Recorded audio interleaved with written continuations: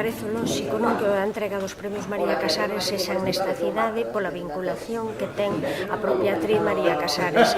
unha actriz nacida na Coruña, exiliada, polo tanto ten ese valor especial, é filla predilecta desta cidade, unha muller tan reivindicativa, feminista, tan defensora das mulleres, do teatro, da liberdade, ela que traballou nese teatro público francés, o Teatro Nacional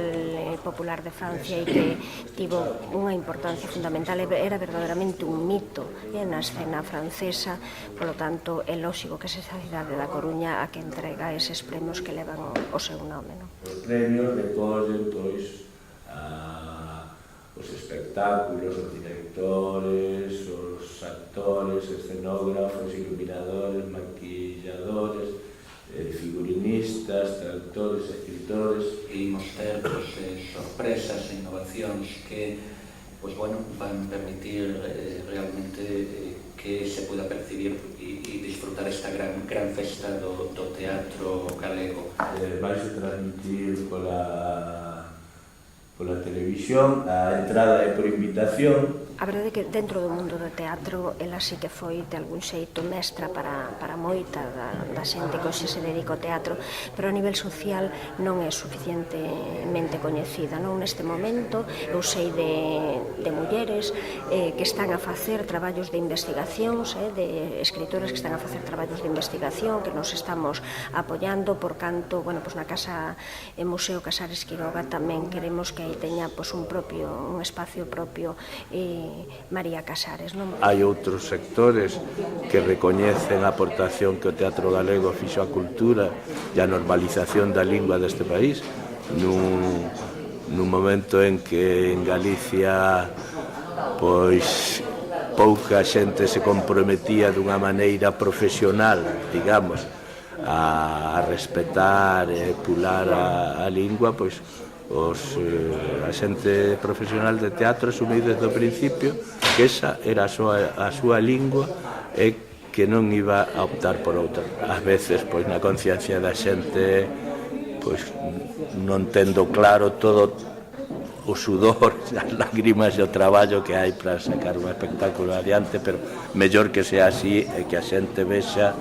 pois, a maravilla que se produce, o milagro que se produce no escenario.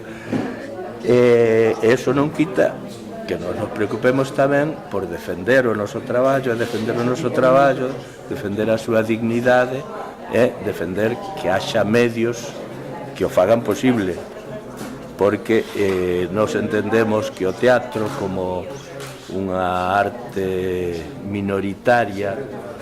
pero non marxinal para nada, porque máis universal e con máis historia que o teatro dificilmente se encontre en outras artes, non? Entonces, a pesar de esas limitacións en canto a público, o que está claro é que a función social que cumple o teatro cultural é esencial para que sectores importantes da ciudadanía manteñan o seu sentido crítico, a súa observación obxectiva da realidade, polo tal o análisis desta, e nos pedimos sempre, no pasado, no presente e cara ao futuro, que se siga apostando con enerxía, con medios, con instrumentos para, digamos, para que isto siga para diante, siga mellorando, evidentemente. Coido que as institucións, pois, cada unha no seu momento, pois, busca, digamos, a proxección da súa propia imaxe e fai ben. Nos creemos que se teñen dado pasos últimamente que son útiles, como é chamarnos a xente do sector, pois, para colaborar na elaboración dun plan das artes escénicas que, de concretarse, de levarse a cabo en todos os seus extremos, pois pode representar un momento moi interesante, en canto que é un plan moi amplio que vai desde a escola pois hasta a exportación das nosas producións ao exterior e tal, A cuestión é, hai que seguir a evolución dese plan no que participamos, e pronto que se pechou xa, digamos, a serie de mesas de traballo, e despois o valoraremos.